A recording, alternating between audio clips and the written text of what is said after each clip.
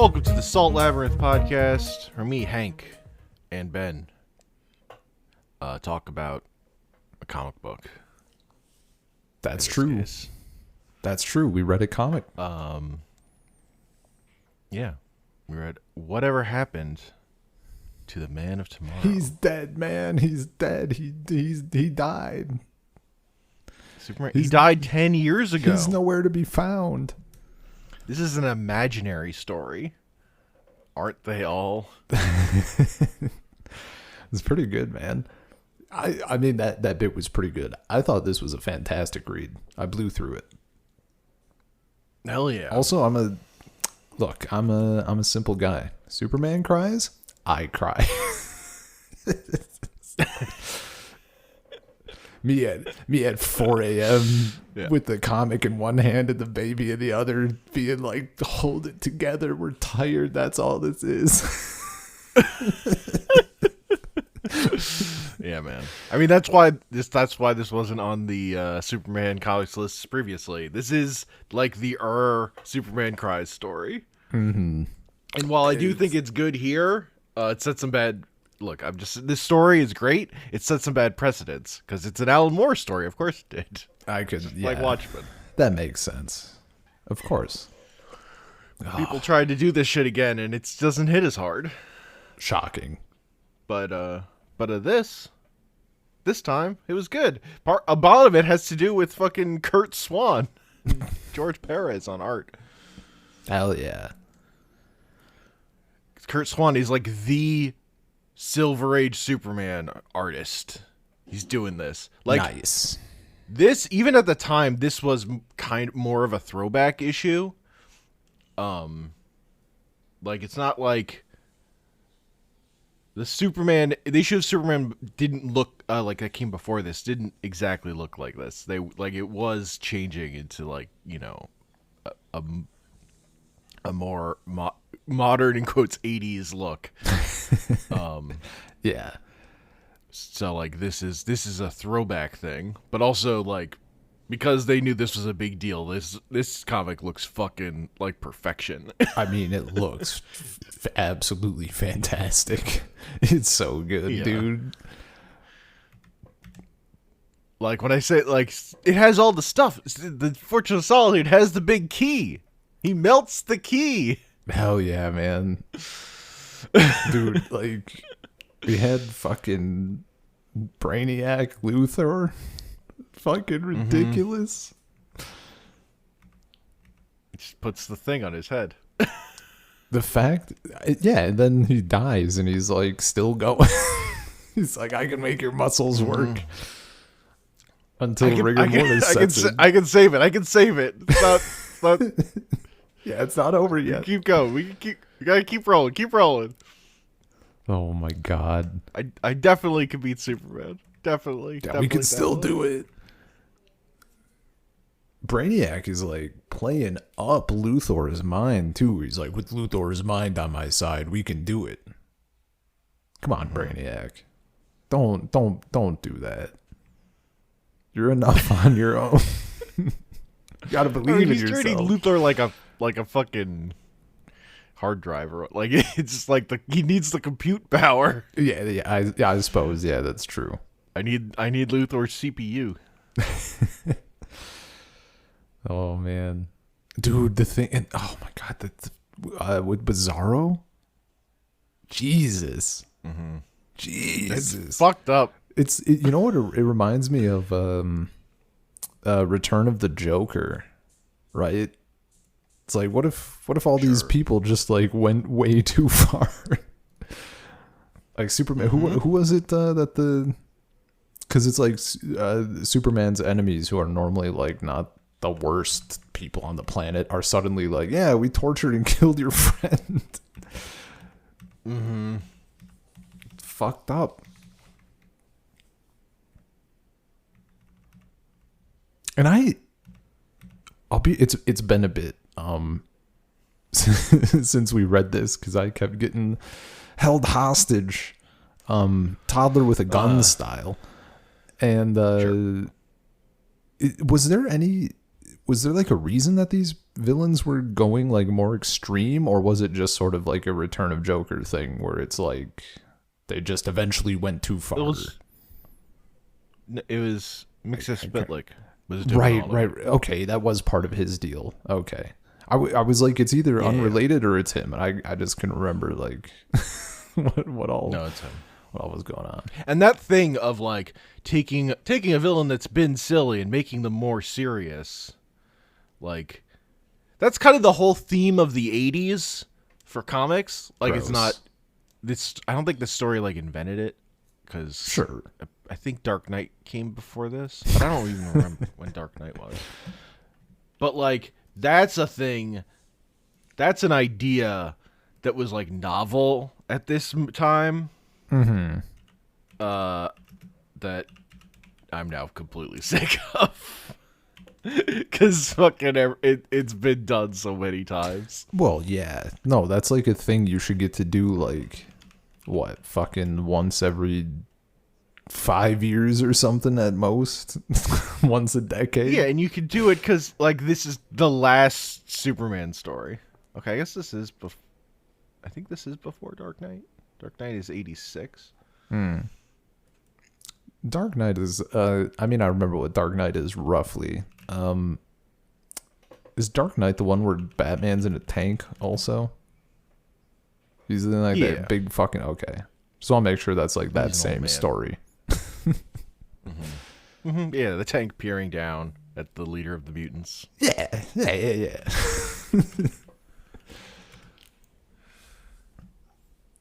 This is my big. I was thinking about it the other day, man. This is like my biggest problem with all the shit we read. I guess it's the same. This is 86 too, so it's the same year. Oh, okay, nice. Basically the same time. That came out over 4 issues. This is linked to. Yeah. Which was nice. Just plowed through. Also, it wasn't that dense. No. Like, I think even if it was the same length as Crisis on Infinite Earths, like I still would have gotten through it faster just because the word count felt lower, or at least breezier. I mean, most things are less dense than Crisis on Infinite Earths. Oh. Yeah. Man, it was. I like. Do you remember when you read this like for the first time? Sometime in college when I was getting in, because that's when I got into reading DC Comics. Do you? And like read Watchmen and stuff. Yeah. Do you remember when Jordan Elliott enters the scene? Were you like, oh, it's Superman? Like, did you know immediately, or were you like, okay, this is her new husband or whatever? I want to say I immediately knew, but I'm not 100% sure on that. Yeah. I mean, you know me. Mm-hmm. But also, in my defense, comics could do fucking anything, man. I don't. She could be married to some random. I don't know what they were doing at this time. This could be a weird thing. Finally, a Superman disguise that fooled the audience. Yeah, man. Just give him a mustache. That was enough. A little bit of graying. Yeah, the salt and pepper just threw me. God, I love the wink at the end. The wink at the end is so powerful. The wink is very good. Also, their kid like crushing coal into into diamond. That was very good. Yep. I did have a question about Superman's exit. Actually, was golden kryptonite like an established thing, or blue kryptonite? Probably. Like that was a thing in the Silver Age. They would just invent a new kind of kryptonite whenever they fucking felt like it. Yeah. I've seen a few things of like different colored kryptonite. I just couldn't remember like what those did. That blue kryptonite would just kill Bizarro, and gold kryptonite would. Gold kryptonite was invented in 1962. Nice. Does it say what it does? Like, what's its base purpose? It had an effective range of 2 feet and permanently removed a Kryptonian superpowers, according to this wiki. Oh, okay. Wait, so does that mean he was just like an ordinary dude at the end? Yes. Oh, okay. Yeah, he's not Superman anymore. Well, I know he's not Superman, but like he's still got the powers or something. But okay, with the gold krypton, that makes more sense then. Yeah. No, he broke his vow, so he's like, I'm not Superman anymore. I can't be. I can't have these powers. That's, you know what? That's way better than like just a straight fake out. I thought he just faked his death. So I was like, what is this supposed to kill him? Or I didn't know. That makes it so much cooler in retrospect. That makes it much better. Mm-hmm. What about blue kryptonite? Yeah, what is that? It doesn't do the Kingdom Come thing of like quitting and hanging out on a farm. Or whatever. Yeah, well, like see, that's my source or whatever. That's the thing that I turn to a little bit. I think this is better. It's much better. As a way for Superman to quit. The thing with that story is you need Superman to unquit, right? Well, yeah, you need him on standby. You're bringing him out of retirement or whatever. Yeah. Yeah. No, that makes it's so much more impactful. Oh, that's funny. I mean, it's still good either way, but you know. It's like when I watched the censored version of Return of the Joker. Sure. Like, yeah, that was good. That was solid. Then I watched like the real version. I'm like, oh. God, it's still so funny you watch the censored version. It's funny because like apparently it's hard to fucking find, and I just like stumbled into it. Yeah. Which is great. I mean, look, it means I got to watch both versions, and now I got those in my head.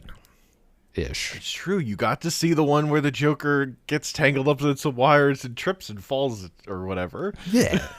Instead of being shot. Well, because like, yeah, he gets like electrocuted or something. I'm like that. Yeah, that's still like pretty brutal. And then you see the real version. Yeah, and then you see the real version. Oh my fucking God. Losing my mind. Yeah, they were right. Maybe kids shouldn't see this. Yeah, maybe that's a bit much. You know what's not too much for the kids? What? A giant magnet to thwart Metallo. Hell yeah. It was so fucking funny, dude. It's so good. Hey man, that's that good Silver Age shit. Oh, it's just it fucking prime. do things. Yeah. Send it.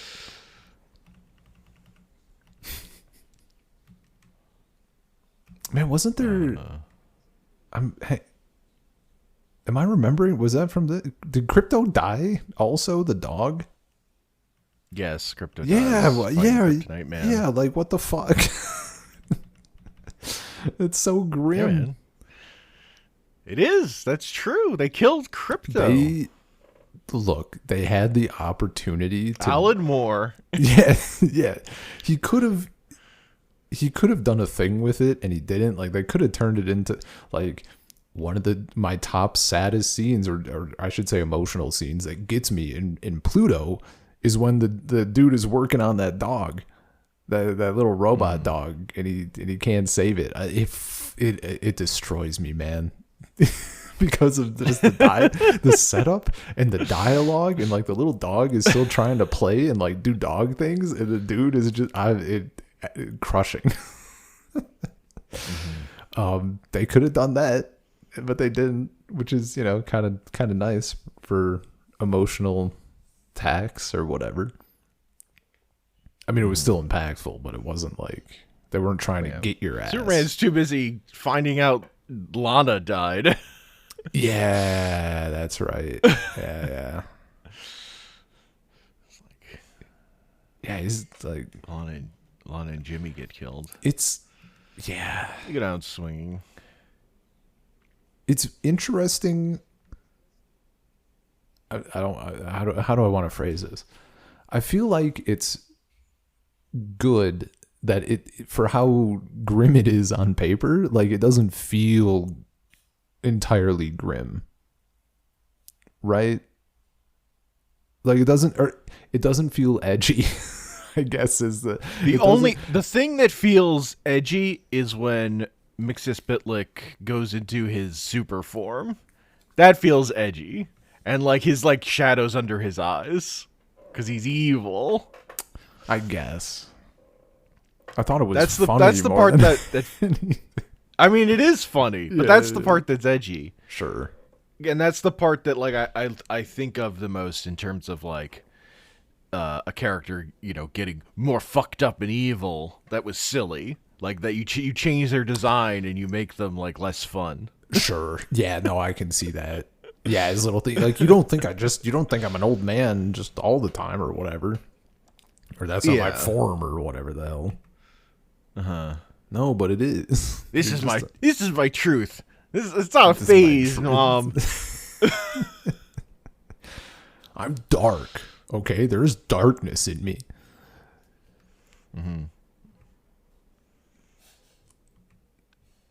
Whereas if he had just looked like Mixus Bitlick has always looked, it would have been better than he was now evil, honestly. IMO. Yeah. Well, because he doesn't need He's just been a little goof, and he's like, and now I've decided I'm going to be evil. Yeah, I mean, because like, it doesn't necessitate a form change, right? Like nothing about it does.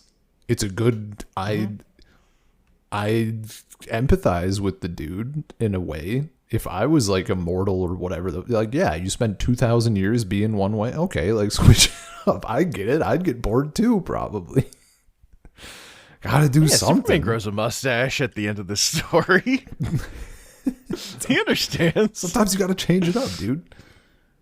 Mm-hmm.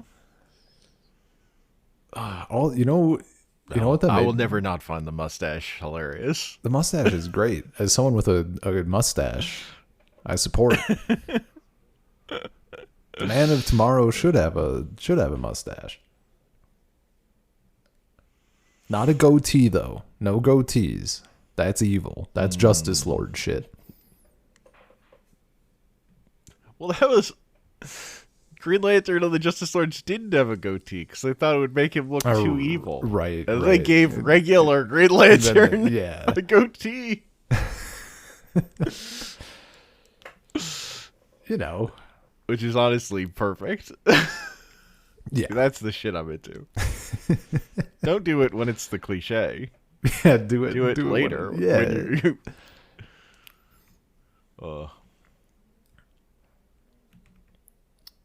I'll say this got me. I want like more of this. This is my my rock and a hard place problem. with old comics. I love the fucking look. I love it. Mm-hmm. But like it's so far it's so hit and miss with like the word count. Sure. Yeah, I mean this is one of the all-time classics. Yeah. And it's an old comic that was a throwback. Yeah. Also. No, like I wouldn't mind some modern sensibilities with like an old art style.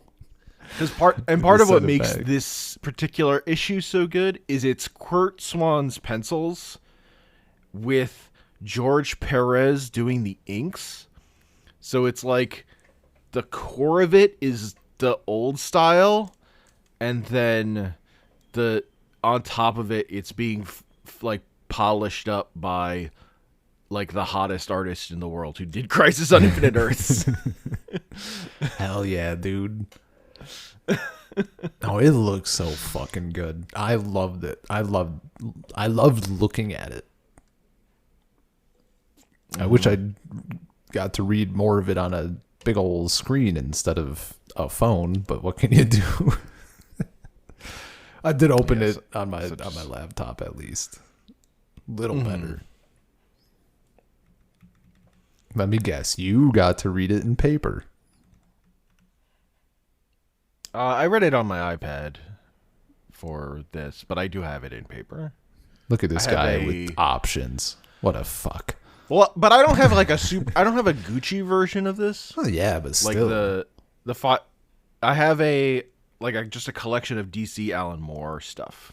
But like, that's just got a bunch of. It's got like Killing Joke in it also. Look, I've been Which reading is the other Alan Moore thing that they will sell you. That it's like one comic that they will sell you as a book. Sure. Yeah. And there were other comics in this book that I cut out, holding them for future episodes. Well, yeah, when Salt Labyrinth is our modus operandi, we need that. I mean, that's now. Yeah, no, that's what I'm saying. That's what I'm saying. When it is, we need the content to trickle. Mm-hmm. Yeah. And when we're only talking for 30 minutes, like, I don't need to fucking overwhelm you by giving you 12 things to read or whatever. Or you could, and then we'll see what gets talked about. And then I'll just be annoyed that we didn't talk about everything. Yeah. But you know, because again, every week I could have just thrown something on every week we didn't talk. Because, that's a whole other week you could read a single issue or whatever. It's true. I can read single issues now. But I value the conversation. Yeah. I value talking about the thing, unfortunately. Look, I'm just happy that there's at least like a little glimmer, little slivers here and there where they get like nicked out of the time. Mm-hmm. Interrupted me playing Tokon. Oh, you got in.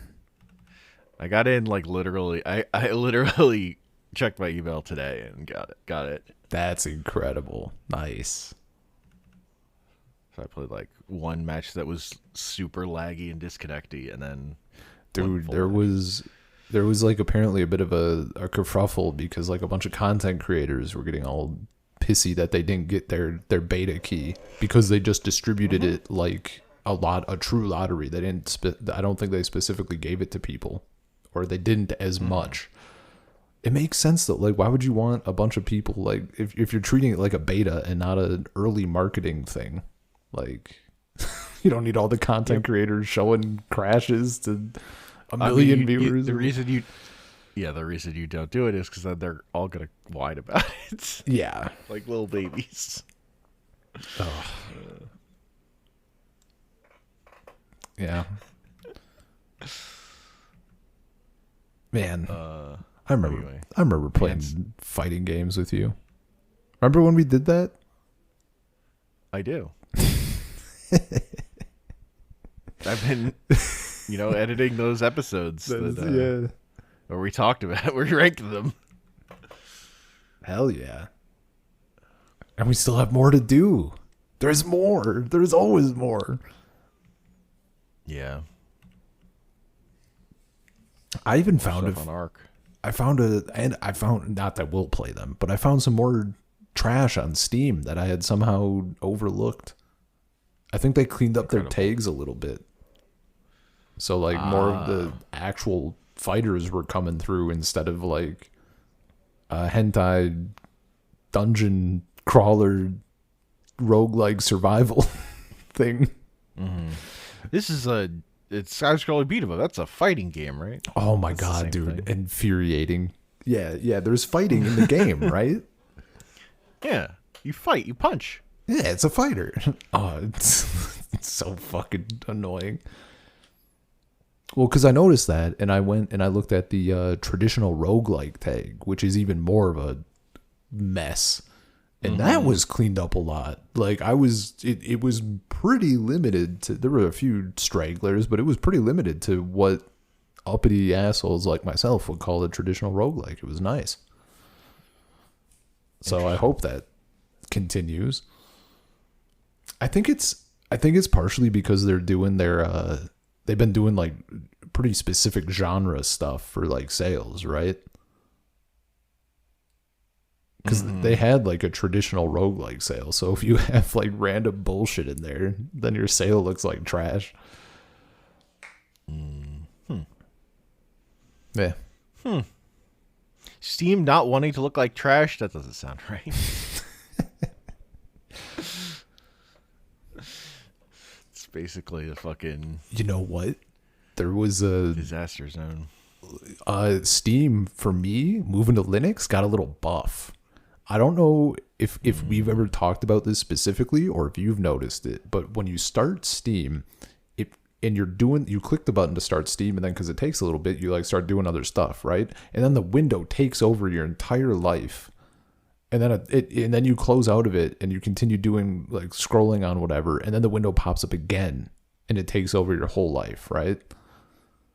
No, I've never experienced that didn't happen to you? No. Oh my god! It forced every single time Steam opened for me. This has been like forever, like always, in my memory. Was it big picture mode? No, it doesn't go full screen. It just like pops up, but then it's the active window, and it just like forces you to deal with it if you were like wanting to just open the program and do something else.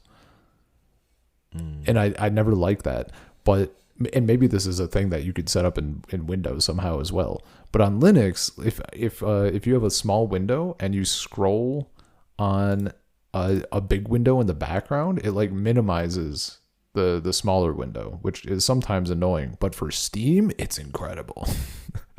I just want Steam to fuck off, man. When I start that program, I don't want to see it. Sure. That makes sense. Or their startup ads. Whole ass separate window to tell me some dog shit release that I don't care about. Yeah, I mean that happens, but nobody talks about it though. Because people just leave Steam open all the time, so you only see it once. I guess that's true. You got that shit on startup and just permanent. Yeah. Easy fix. Easy. What are you? Speaking of games, and you mentioned Token. What are you playing? Is the beta PC and like PS5, or are you on? Was it just one? It's only on. It's just PlayStation. Okay. Yeah, that's what I saw people were playing on, but I didn't know if it was everything. Nice. No, because it's a Sony game, so it's like the whole beta is done through Sony's beta program that nobody's ever used before. That's why it's weird and different, because it's like not, again, it's done through that system. Sure. Not like, or whatever. Yeah. Interesting. Man. So are we, I mean, circling back to the topic of the episode, I suppose. This was, you had mentioned like a bit of a precursor. Are we still doing the thing we were originally going to do? The what was it? Animal Man? Yeah, Animal Man is the thing that is the other thing I wanted to get to. They were both on the list as things to do after we read Crisis. Like, I wanted to have Crisis under our belts before doing this, because this is the send-off for Silver Age Superman. Gotcha, yeah. Like, basically, Superman's editorial was changing. So this was like, the editor of Superman was like, all right, I got my last issue of Action Comics, my last issue of Superman. And he was... the story goes, he was just having lunch with Alan Moore, and he told Alan Moore that like he's had this thing, and Alan Moore was like, "You're gonna let me write that, or I'll fucking kill you." Holy shit. Oh my god, that's so good, dude. Oh my god. Absolutely incredible. Holy shit. Yeah. So then this is like the send off for that, and I think it's a better send off for Silver Age Superman than the end of Infinite Crisis, where he just goes into the void Heaven with Lois, and it's heaven. Yeah. Mm-hmm. Yeah. No, it is Or easily. is it hell? No. Infinite Crisis, as when he comes back, did not have a good time. No, it's not heaven or hell. It's a Denny's on the interstate outside of Seattle. Luckily, I don't think anyone ever wrote a comic where this came back. Also, no check-ins with mustache, powerless Superman. I mean, that's like, I'm cool with it. Lets me think about it more, you know? No, it's better. It's better to not go back. Yeah, dude.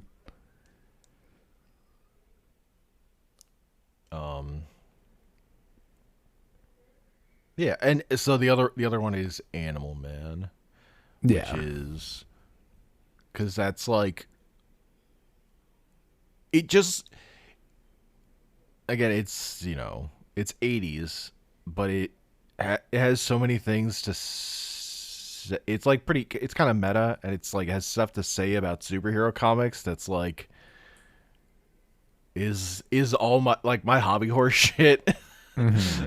He's like in that comic, and it's like, oh, they were talking about how the dark shit like back hit all the way back in. It's just here. Okay. Okay. Nobody learned jack shit. Hell yeah. I see. Oh, and it just has some good things, and that's a bunch of comics. So I think my plan is to split it up into 3, probably. But honestly, I'm just gonna say you read as much as you can in a week, and then see where you are. Yeah. The place I would like to get to is issue 5. Is kind of like the first. That's like, probably doable. Hopefully, it's doing a thing. Yeah. This era of like comic books being written for people who are adults, and by adults I mean kids in college. Yeah, the true grown-ups of the world. Yeah. Yeah, the most mature people. Uh-huh. Because like real adults, the real olds, they want Superman to have a big key. That's the most mature opinion about Superman, is to want it to be the most childish, silly thing. It's the teens that are the problem, that want it to be mature. Yeah, I mean, it's grow like out of that. It's like that fucking. You're like, what if it were fun?